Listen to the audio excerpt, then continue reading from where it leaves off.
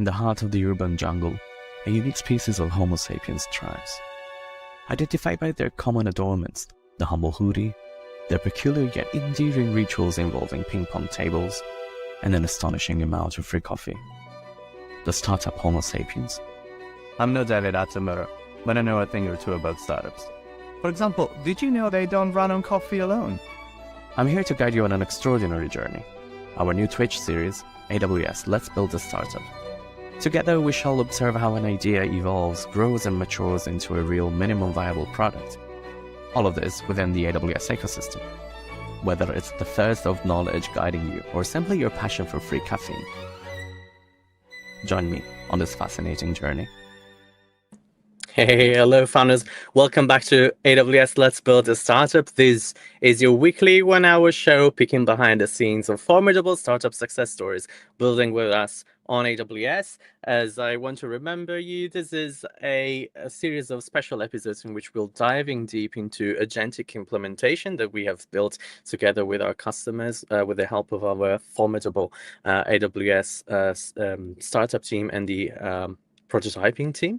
I'm your host, Giuseppe Battista. I'm a senior solutions architect at Amazon Web Services, and I specialize on early stage startups. Anything before Series A, it's my jam. And I'm here with Max today. Hey, Max, how's it going? He's a fellow startup architect in my team in the UK, and we have a very special episode in store for you, especially if you're into healthcare and life science. But before that, Max, can you give us and our friends on LinkedIn, YouTube, and Twitch just a quick intro? What do you do at AWS Startups? How do you spend your days? Hello, everyone. I'm Max. I'm with AWS for 6 years, 3 years as a startup solution architect. And in the last year, I'm specifically focusing on healthcare and life science customers across the UK. Sounds great. And folks, if you are in the patch of Max, or if you're in the same territory, I would say, or if you're operating into healthcare and life science, just please let us know. Let us know where you're coming from, what your startup is. We're always eager to learn from you. And I guess that we can jump right into the matter at hand today. So today we'll be chatting with Michael Landau, the CTO and co-founder of Semble. So you can think of Semble as a secure practice management system for healthcare providers of any sizes. The technical term for this is electronic health record, or EHR. I'm not sure if you're familiar with that. Let me know in the comment box. But we'll be sharing some more information into the various comment box on LinkedIn, YouTube, and Twitch to learn a bit more about Semble. But essentially, from the first appointment to the final outcome, Semble is there to simplify operations across scheduling, for example, your treatment, your billing, and reporting, giving clinicians a single platform to manage the entire patient journey. So to talk about that and more, and the agentic AI and how agentic is revolutionizing healthcare and life science. Please welcome to the stage Michael at Let's Build a Startup. Hey, Michael, how's it going? Hi, thank you for having me, guys. Yeah, it's our pleasure, absolutely. And when Max told me about Semble and what you folks were building, I was like, oh yeah, damn, I really need to get them on my show. So I'm super happy that today we can spend this a little bit over an hour to chat about what you have in store for us and how you're building something to, I would say, revolutionize the healthcare in the UK and in France. So Michael, my first question is, can you briefly introduce yourself and maybe give us an overview of what Semble's mission is? What is your problem that you're tackling in healthcare today? Sure. So I'm Michael. I'm the co-founder and CTO of Semble. Before Semble, I spent many years in a big American investment bank, and after that, I started another company, which we sold to Just Eat. So I guess Semble is our second startup adventure. So Semble is the most interoperable clinical system in Europe. Over 10% of the British population has received healthcare through one of Semble's systems. And it allowed 14,000 healthcare professionals to manage everything from appointments to patient records, to billing, to reporting, and even to integrate with the rest of their stack. And it's all done from one place from Semble. So they only have to have one tool. Our users range from a single doctor all the way to large multi-site healthcare providers. And to answer your question, the core problem that we're solving on the technical side is really fragmentations. So there's too many providers that rely on outdated, disconnected systems that simply don't talk to each other. And that results in a huge amount of wasted time, increased risks of error, and clinician burnout. So there's all this research about the cognitive load of clicking on clinicians, which is something we're trying to solve. So our belief is that a clinical system should really give time back for care, making the technology work for doctors and making them more impactful. And as a CTO, I'm responsible for scalability, security, developer experience, and increasingly, I guess this is why we're on this call today, the integration of AI into clinical workflows. Yeah, Michael, that's impressive. And you're navigating the evolution of SaaS, which is especially challenging in healthcare, right? Can you give us some glimpse of what the future holds for Semble and how you think SaaS in healthcare is going to change in the next few years? How is Semble positioning itself for that future? Sure. So I guess a definition of SaaS might make sense to start off with. And as a technologist, the way I like to think about SaaS is really a super secure database with a layer of business logic, and then on top of it, a really thin layer of UX. And what's definitely going to change, other things are probably going to change too, but what's definitely going to change is how humans interact with that UI layer and with that logic layer. If you think about us humans, we're incredibly good at input. We stream video and we stream sound at nearly 20 megabytes per second. We can see very quickly. But output, we've got these 10 fingers and they're extremely slow. And if you think back at the beginning when you think back at the beginning of the technological revolution, 50, 60 years ago, all we had is a keyboard. And all we can output was 100 words per minute if you were really good. And then the mouse came along, and every time you click, it actually sends an entire command right through. And that was a huge time saver. I mean, people can click 100 times per second, so that's almost 100 times more output interacting with the computer than you could with a keyboard. And AI agents will transform SaaS in exactly the same way. Instead of clicking through menus, agents will kind of understand the intent and act on behalf of the user. So things like booking appointments and summarizing charts and triggering workflows, all of this can be done without clicking around. And in healthcare, there's a particular impact of this because the administrative workload is so heavy on healthcare professionals. And so, when our goal is to ensure that Semble becomes the irreplaceable hub that AI tools plug into, really getting in early and understanding how this stuff works and investing in this early is really fundamental for us. And so that is most evident in exposing APIs and investing in governance and designing agentic workflows as well as graphical ones. And so we're really ready for when this stuff happens. We're already prototyping a number of things. You were part of some of it, Max, obviously. But we actually have built some agents that interact with Semble completely automatically using our APIs with no additional work from our end. So I guess that's how I think about SaaS changing. Yeah, and that is impressive by itself, but especially traditionally in the healthcare ecosystem that is extremely careful in adopting, and rightly so, new technologies. We've also seen challenges in opening up systems that were closed and isolated by design. Adopting AI means challenging the design philosophy at its core. What makes Semble uniquely positioned to lead in this new AI-first era of SaaS in healthcare? Yes, so you're right.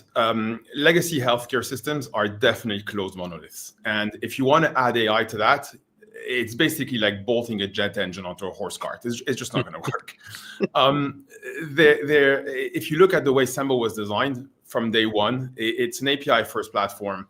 And we have a ton of people that have been building stuff on top of Semble from day one. So building agentic workflows on top of Semble goes into the continuation of that. So virtually every capability in Semble, from booking appointments to creating medical records to billing to document management, it's all accessible through public and well-documented APIs. So on that front, it's more of the same. We're just ready for this new kind of way of doing things as opposed to what was there before. I mean, Semble today connects to over 1,500 different applications. If you can think of a modern SaaS platform, Semble can basically connect into it. We have this product called Semble Connect, and we're already kind of breaking that monolithic thinking. And so AI kind of just accelerates that. We're just in the right place for that. I often talk, there's all this talk about LLM and AI and revolutioning stuff. I often think of an LLM as really just a brain. And if you think about the human brain, I mean, it's just this spongy thing that doesn't really do much except for sending out electrical inputs, right? You can put it on a shelf, it won't do anything. It only kind of becomes something and start doing something once it has arms, legs, nerve, and connective tissue. And really, that's what Semble already has. We're that connective tissue. So we have a safe infrastructure that would allow AI to take meaningful action inside our clinical system in a safe, controlled way. And it's already proving itself. I mean, we were able to build prototypes fairly quickly that can interact with Semble entirely via our API without having to change anything within Semble. So we're quite proud of that, and we think we're in a really good position. Sounds great. And sorry, I was reading through some of the questions that were coming through, and there's a question from Christopher on LinkedIn. So I don't know why I'm not able to bring it up, but I will try to paraphrase it and summarize it. And Chris, please feel free to let me know if I am representing your thoughts here. So Chris is a medical doctor and a computer scientist and a data analyst by profession. So I don't know how you manage that, first of all, but congrats, it's great. I barely managed to function as a solutions architect. So he says that the workload is not incremented due to the platform. It's because of administrative problems. And I think this kind of links in with some of the questions that I had for you a little bit later. So I guess that, like, blending these two questions together, I think, do you resonate with what Chris is reporting? So it's like, is it more of all of the red tape and the check boxes, and how Semble is actually helping out there? Yeah, so I guess I do agree with you, Christopher. And I guess the way I tend to think about regulation in general and red tape in general is that in an area where literally people's lives are in play, it makes a lot of sense for our governments, the institutions we work in, hospitals and practices and clinics, to want to do everything they can to try to protect the health of those patients you are looking after because you're a doctor. And so whilst it might seem frustrating, it's actually there to protect the patient. Now, the thing is that the regulation kind of developed really quickly in healthcare when the tech tried to kind of go and meet the requirements of the regulator. Those early systems kind of failed in many ways simply because they weren't equipped to be able to understand what it is that we need to produce for the regulator in order to keep patients safe. And so Agentic actually really dramatically changes that because it's able to watch you perform as a doctor. It's able to watch your day-to-day. It's able to watch what you're doing in the system and say, like, ooh, this should probably be documented like this, and this should probably be reported like that.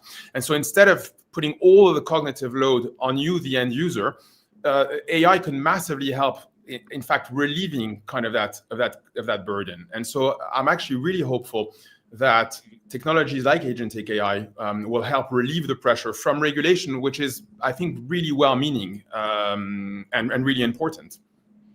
Sounds great. I think Chris is doubling down, saying, well, we're trying to implement solutions throughout the government, but the doctors have issues with bad scheduling. So one day is overloaded and the next is kind of empty. So I think this is where Semble also comes in with the Agentic. I think we have a few points in here, and thank Chris for your wisdom here.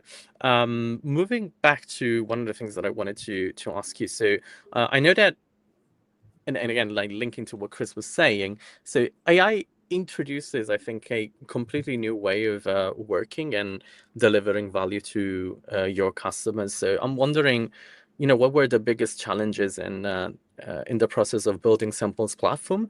And also, Max, this is a bit of a stop to you, but like, how did Max and the extended AWS team kind of help you overcome that, if we did?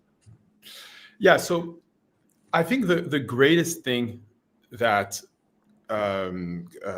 solutions like AWS provide, and people like Max and your extended team, because it's definitely not a one-man show. There's a lot of really passionate people behind you, Max. Is they really contribute to lowering the barrier to entry of technology in general, and that's true not just in AI, but across the entire stack. So if I think back at the very first time I developed an application, it was in the late 90s. It was a website, and I had to host it. I had to understand how a server worked, and how Linux worked, and how ports worked, and how firewalls worked. I mean, these are all things that you need to understand if you want to host even a single web page on the internet. Today, you go to AWS, you click a few things, you can upload your HTML to an S3 bucket, and there it's online. And the security is handled for you, the networking is handled for you, the routing is handled for you, and a million other things. And the same is true with AI. If I think back to the early interactions I've had with AI, even back in the early 2000s, late 90s, you had to understand machine learning algorithms. You had to understand the deep math behind it. Loads of people had PhDs, and today that's no longer true. These technologies are really democratized, and that's what AWS, I think, brings to the table. But what does that mean if you think one step further? What that means is, like, if the technology is democratized, then what is the challenge? And that new challenge becomes the tech challenge. And for me, it's really a people's challenge. We're used to work being done in a certain way, and AI is flipping that on its head. And so what does that mean technically? Like concretely in a company like Semble, our product teams need to fully understand in depth what it is that AI can do and what it is that AI can't do, so that they can design meaningful features. Our clinical and compliance teams need to be really comfortable with non-deterministic outcomes. Up until today, everything was deterministic, and now suddenly they're faced with non-deterministic outcomes. How are they going to deal with that? Our customer-facing teams will get loads of questions from customers, both during sales process and post-sales. They need to understand how to talk about this stuff. And so, I've been joking a lot about every company these days has a chief FOMO officer. And it's either someone on the board that's freaking out. It's like, oh my God, AI is going to take over, or it's going to make you guys irrelevant, or it's someone on the exec team. And they all come to the CTO, when really they should be coming to the people's teams and say, like, how are we going to educate our teams in order to get them comfortable?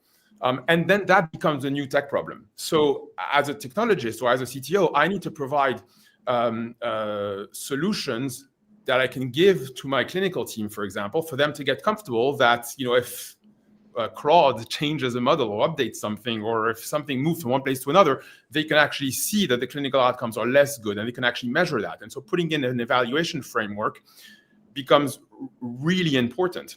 And that's, by the way, what we've built with the AWS Prototyping team. So we actually developed something called an LLM as a judge, which could effectively run a whole bunch of prompts through both the new agent and the judge agent, and we can see the measuring change. But also, we had a company-wide hackathon, and again, the stuff that was coming out of it wasn't necessarily incredible prototypes, although they were all incredible prototypes. But what really came out of these things is a shared mental model across the entire company, in order to kind of move forward with AI implementations. And to me, that's the big challenge. Is we need to figure out ways to deploy this stuff without breaking trust, without breaking the trust of your customers, without breaking the trust of the patient, but also without breaking the trust within your company. Like, your clinical safety officer can, never think you're trying to get around their back by using technology they don't understand. They need to really understand this stuff in depth. And so, to me, the biggest problem is the people's problem. Yeah. And I think I had another question, like jumping on what you said. Like, I would like to maybe get your opinion on what do you see the role of the human in the loop actually being more relevant, or like what are the roles that the humans are playing into this system that are starting to get so automated? So like what do you think the value added of humans will be in this process? Because I'll give you my perspective on what I've seen so far, but I've seen customers who previously were trying to implement a full agentic or full completely automated pipeline, but they're coming to the point that actually they're realizing and like building agentic architecture that have the human in the loop kind of into the center of the architecture, and I'm like, I really wanted to get your opinion about this, if you have one. Yeah, so I guess there's a few things, and they may or may not be related. The first is that Semble's mission is to amplify the reach of doctors and the impact of doctors. And so for us, it's all about making that human augmented, if you will, rather than to try to take workloads away from them, because it's just, to us, the doctor's the doctor, and that's going to be so for quite some time. The other thought I'd have is human in the loop actually kind of becomes meaningful in a couple of different areas. The first is the end user. And as an end user myself of a ton of technologies, I get really frustrated when my application does something that I wasn't expecting or that I wasn't a part of, and suddenly it's decided to do something. And I'm like, wait, what just happened? An example for there's a couple of task managers, and now you write a task and I'll run it through AI and produce a whole thing that you never intended. You're like, what just happened there? And so in order to build trust and with users, they need to be in the loop. There's no other way around it. And so at Semble, all of the initial use cases we're working on will actually require a human to actually click somewhere to execute the job that the agent is trying to achieve. But the other place that humans in the loop is fundamental is actually within the organization that's producing the software. And we have all of these use cases for AI internally. But during the development process, the process where we develop features, we need to be part of the understanding of what it is that we're releasing and what it is that we're putting out there. So I just want to be really precise. I'm not talking about making sure that if an AI wrote a Jira ticket, it's the right Jira ticket. I mean, sure, that's important. But what I'm talking about here is, let's say you have an agent or a model or a bit of code that summarizes a patient record, for example. You want to make sure that a bunch of humans within your organization really understand how that works.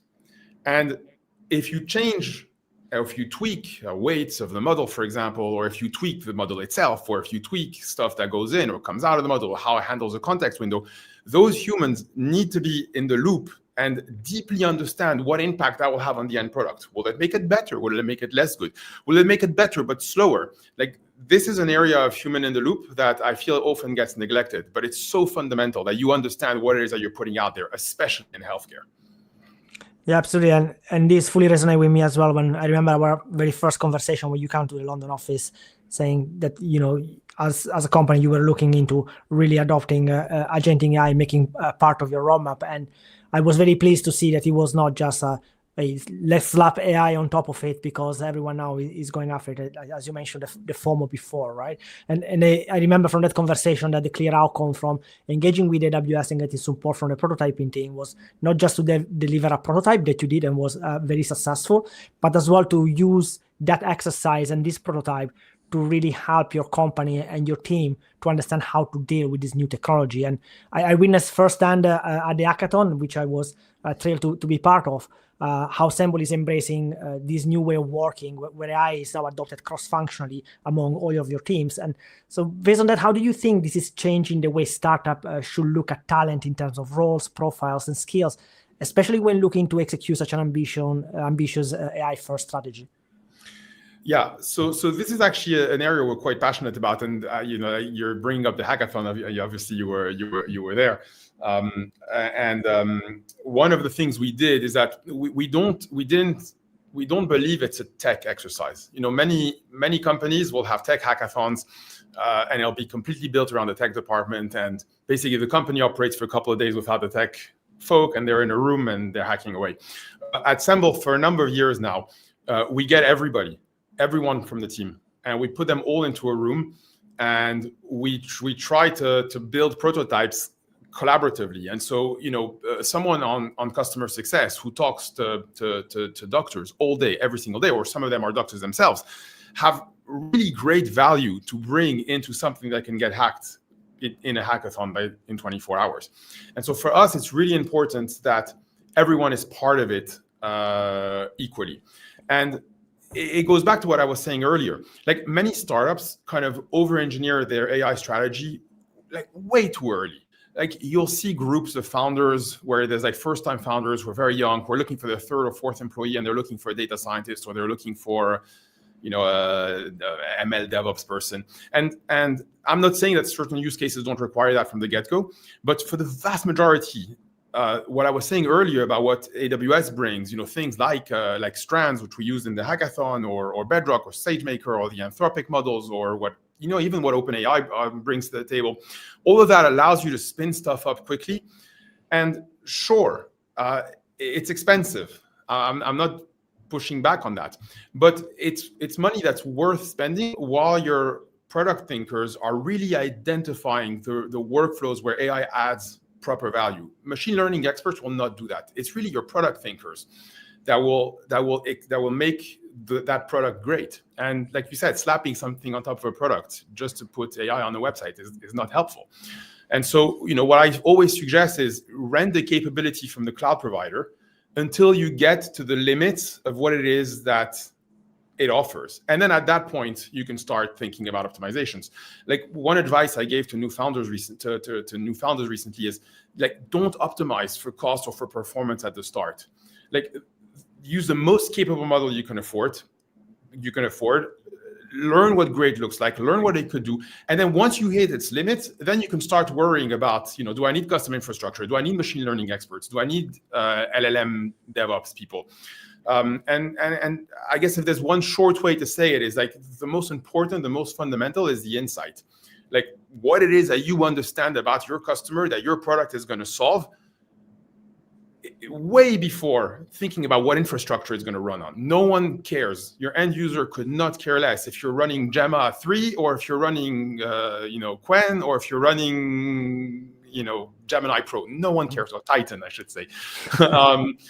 So I mean, yeah. So so just all of this to say that you're asking what kind of talent. People who understand what it is that AI can do, not necessarily people that can bend AI to their will, is what I would recommend. Sorry, it was a bit of a lengthy answer to a simple question. No, that was great.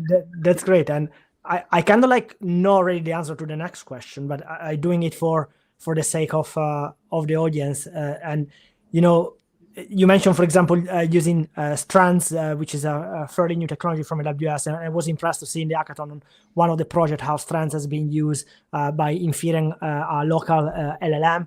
So the amount of creativity that come out for the hackathon, and the ease and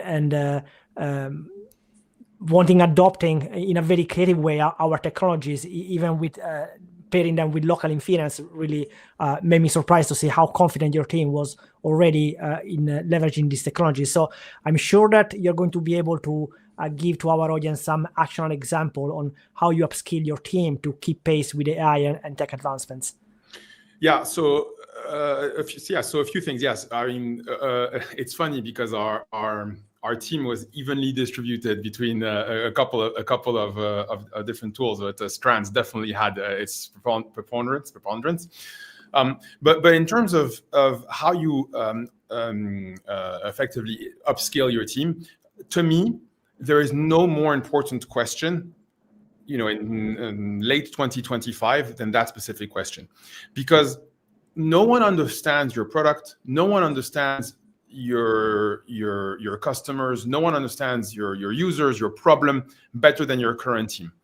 And if they don't understand AI, and you need to get someone else that understands AI, that new person will be inferior in almost every way to the existing team that you have. And therefore, by far, the absolute best outcome you can do is try to make sure that everyone in your company understands AI at the level that they need to understand it in order to be extraordinary at their jobs. And so our philosophy is to make AI accessible to everyone at Semble, not just engineers. We're building AI fluency across literally every single function. So product, compliance, customer success, design, engineering.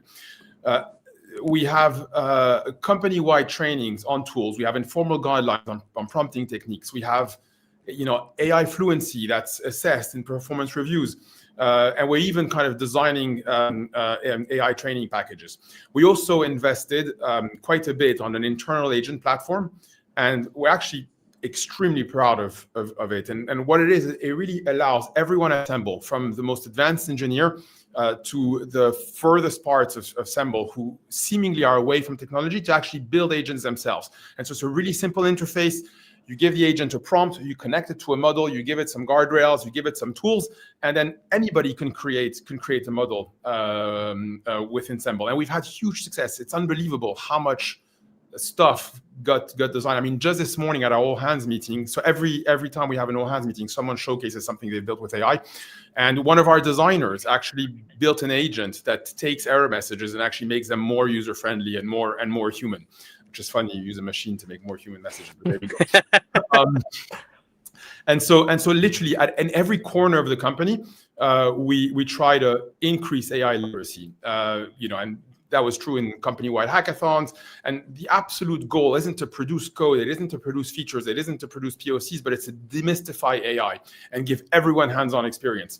And there's no better way to learn than learning through doing. And hopefully, everyone at Semble ends up co-evolving with AI as quickly as AI is evolving. And so that's what I would suggest, having a really deliberate program in order to upskill as many people as you can within your organization. Yeah, I really witnessed that during your hackathon, because the type of projects that come out of it were so diverse, and there were like AI use for customer-facing features, but also complete internal use that enhance the platform and enhance the way in which you provide your service to your customer. So still indirectly impacting your customer, but not being in the face of it. And it was clear, as you say, that the point is to make everyone confident with the technology, because if you empower them with the knowledge, they will know how to use it, and they will use it in a meaningful way, rather than be told top bottom, hey, come out with this X feature with AI, because we just need to go to marketing with it. Yeah, I mean, some of the prototypes they've built were entire companies or startups are literally, and it's just a feature that we built in a hackathon. So it's really great to see that stuff. And that's only possible because AI has been democratized by you guys. And if not, it wouldn't be possible. And Max, maybe just a question for you. So like, and probably I'll be very jealous of your answer, but it's likely that you weren't able to like do this all alone, right? I hope, because otherwise I'm horrible to all of my customers. But I know you at a certain point you wanted to bring in our prototyping team. Maybe folks, can you maybe give us an overview of what the programs that you've been involved in looked like? What? Yeah. No, thank you for the question, because I was also saying the question from LinkedIn from Vikesh saying, hey, I'm starting a new startup. I need credits from AWS. How can you help me? And I think it's important to understand the value that AWS can bring is so much more beyond credit. You can get credits, but it's so much more than that. And when I start to work with Michael, and having established a relationship with him, being part of his account team and along my account manager, and getting close to him, understanding his business needs, that open his trust to us, then to come first to us with these needs of, hey, I need to bring AI to my company. I want my employees to know about it. And that was fitting so well with our prototyping program, where you can be paired with very knowledgeable specialist architects and engineers in AWS that are going to work alongside your team and really enabling them to build together, and your team is going to be most of the work overseen by AWS, removing all the blocker. And the most I have a bit of guilt for this, because I got my holidays exactly when the prototyping team was working on it, and this is a testament on how much I cannot take credit for what they come up with it, right? The credit I get to is, building the relationship as a solution architect and part of the account team. That is what AWS bring, creating that relationship, creating the trust, to then enable our customer to get advantage of our programs that go well beyond credits. And I think the great things of the prototyping team is that it's bringing this knowledge to our customers, is empowering them then to use it as they wish. And that was so apparent in the hackathon that I've been part of. And it was great to see the impact that the prototyping team did with my customer. And I'm incredibly grateful to the amazing people I can work with. So on the hackathon, right? Because how do you explain it to like the more like business-y stakeholders in the room? Because there is this stigma around hackathons. It's just like getting people into a room and just like giving them a free pass on whatever they're building. Well, like, how do you actually maybe provide business talks with some metrics around like return on investments on this? I know you mentioned that at the all hands you have somebody coming in and say, hey, I've automated this, and maybe the profile of that person is not like the most close to like a product engineering, right? Or engineering in general. Like, can you maybe share us the secret of like getting the business stakeholders on board with the hackathons? Yeah, sure. And I guess on this one, it helps that I also have a co-founder hat. But I'll answer your question. So the very first thing is that we're a tiny startup, and every penny counts. There's 130 of us. We're VC backed. We do considerable revenue, but still, literally every single penny counts. And we do a hackathon every year, and it's one of the most expensive spend that we do in the entire year. It is a pricey endeavor. You get every single person from the company to fly in, to get hotels. They're not producing immediate ROI generating work during those 2 days. They all get into a room. So it is super pricey. And so the question is, is it worth it, or why? And really, what you're buying with that money, in the case of AI, but it was even true before AI was the focus, it's actually abstract and hard to quantify in terms of ROI, but it's confidence. You're getting a bunch of people in a room, and sure, there's all these benefits of they actually get to communicate, and they get to spend time together, and they get to build relationships, and this is all true. But as a business, what you're buying that is the most valuable is confidence. You've got 10 people around the table, and in 24 hours, with no data scientists, with no machine learning experts, mostly in the room, there was some, but very few, you were able to produce something, extraordinary, something that you should be really proud of. And that confidence actually has a price tag. I don't know what it is, but I know for sure it's less than what we pay for it. And so for me, that's how I explain it to myself, and I explain it to my co-founder and to the rest of the exec team. It is invaluable to have people thinking about that stuff across your company, across every single function. It's like, if they're not confident, that they're not going to think about that as a solution in order to fix a problem. And we want to use AI to fix problems.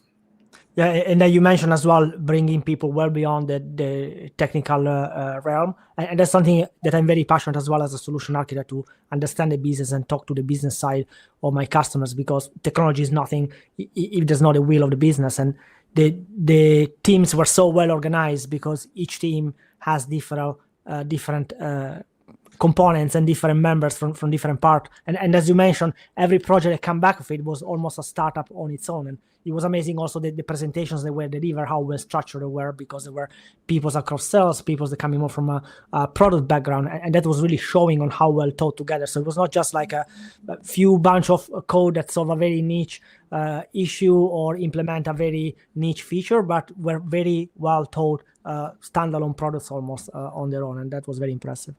I get you now. So yeah, that's on the value of hackathon.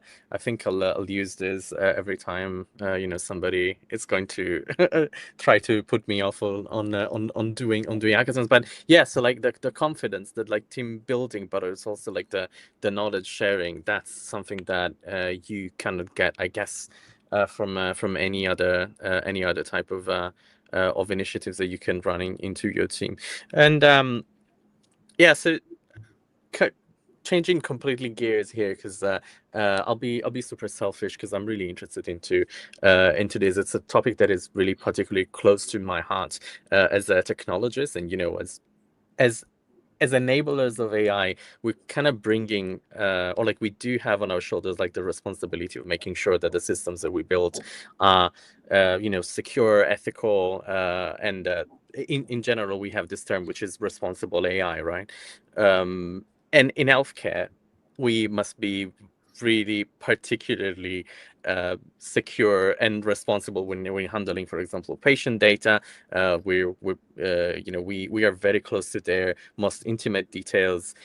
So privacy plays a huge role. And I'm wondering, what is the definition of responsible AI at Semble, and also, how do you wave it into everything you do? Because I know you folks have a very precise stance on this, and I would like to understand a bit more about it. Yeah, so I guess there's quite we can probably talk a whole hour just on that subject, because it's so central to everything we do. But before anything else, Semble's a healthcare company. And so that statement literally shapes everything we do. And it's not just AI, but it's everywhere. And the paramount axiom that we should never break is that none of our features, AI included, should ever compromise the doctor's trust. And if you apply that to AI, then there's a number of things. There's the procedural stuff.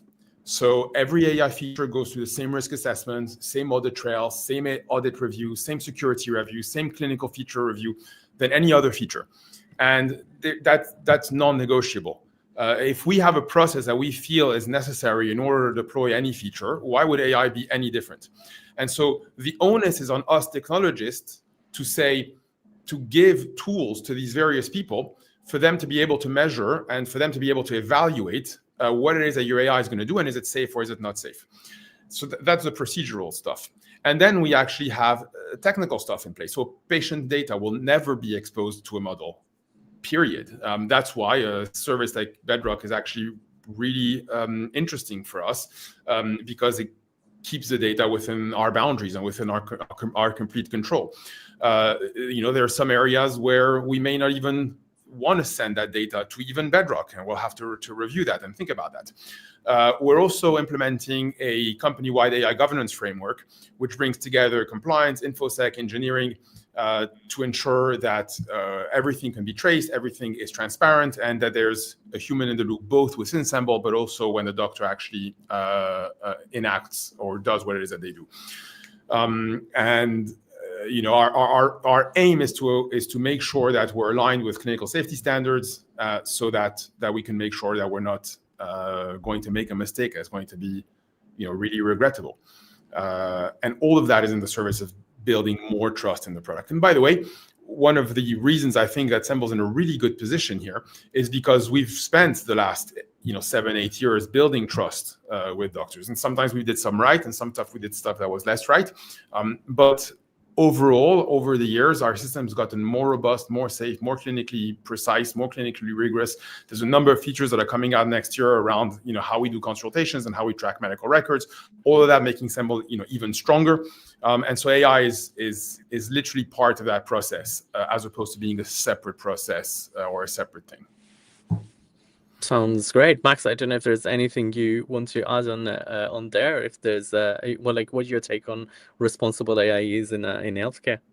I think obviously double down on Michael has said, and it really comes through as well on what they choose to focus on the prototype with the LLM as judge, because that was exactly it, right? Is to show how you can use AI as well to sanitize the output that you produce through other Gen AI workload. And he was telling that they choose this as their focus on the prototype to as well inspire trust in the teams that AI can be used responsibly, even in situations like healthcare, where data and privacy is of great importance. And as mentioned before as well, AWS technologies can help you to really take control of where your data is going to be inferred. And in case of strands, for example, being able to infer as well on an LLM locally. So the technology can be scary, but if you have the right knowledge and you know what you're doing, you can definitely use it responsibly. That it doesn't mean that it's automatically going to be responsible by itself, but you have all the tools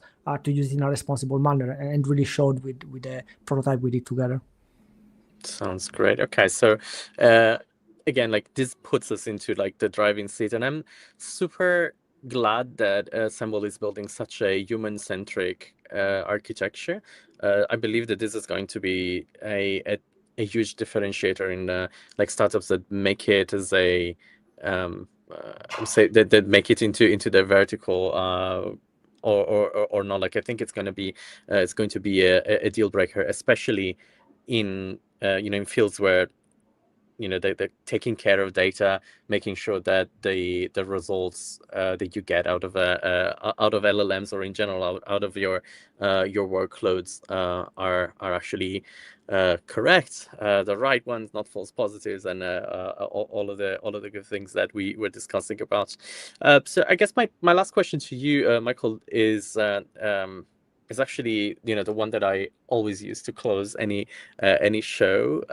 And again, Hey, I thought I was special there.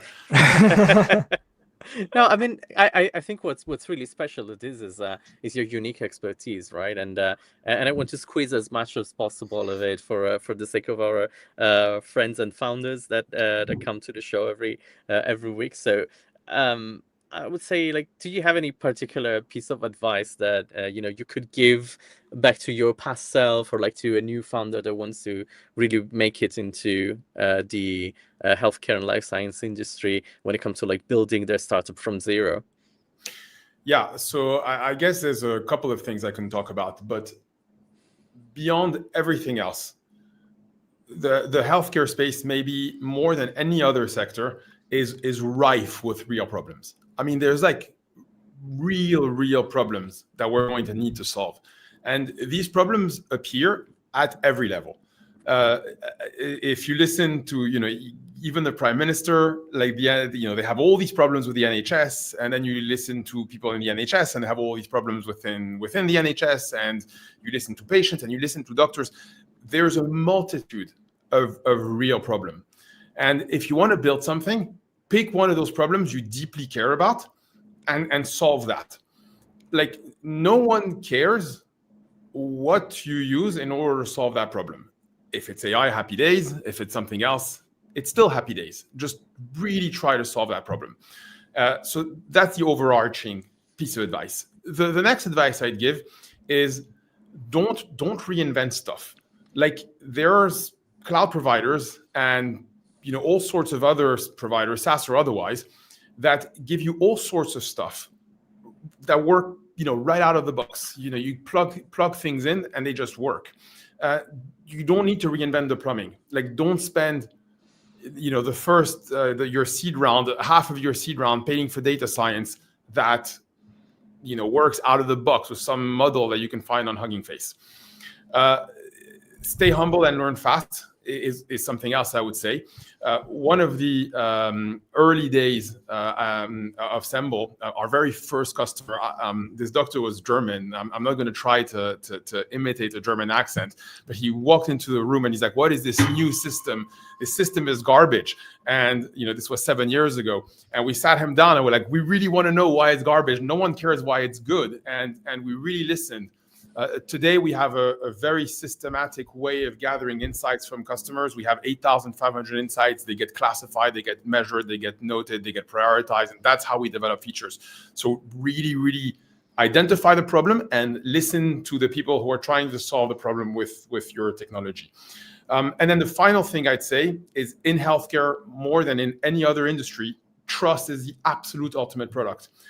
Everything else needs to serve the trust you're building with the person experiencing the problem and the person using your technology.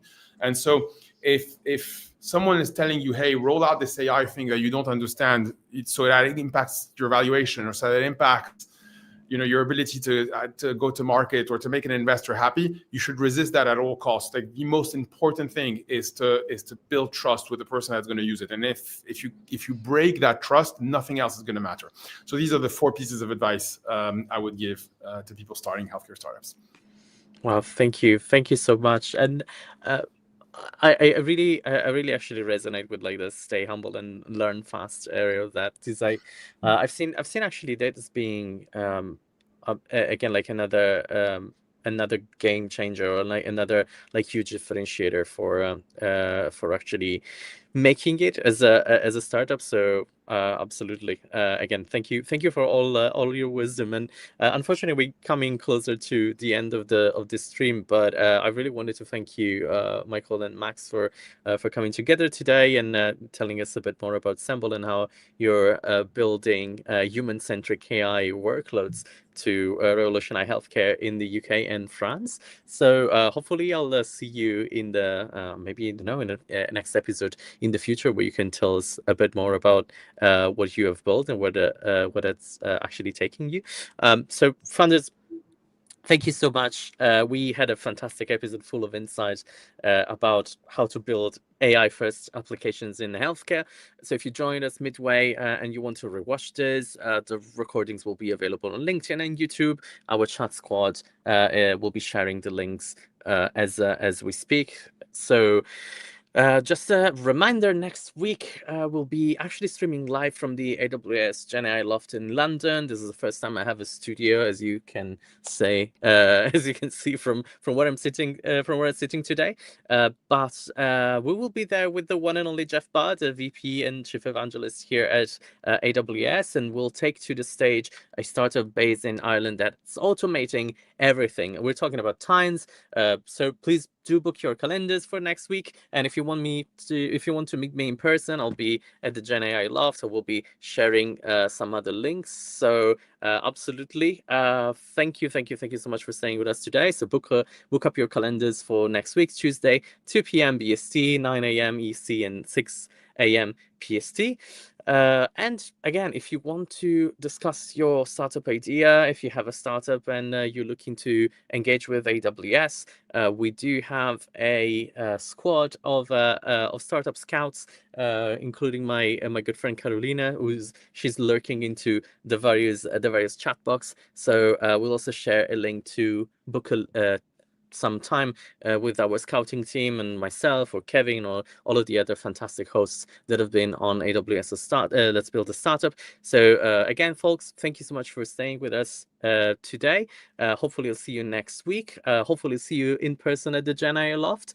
And now go build. Thank you so much, and I'll see you next week. Bye-bye. Thank you.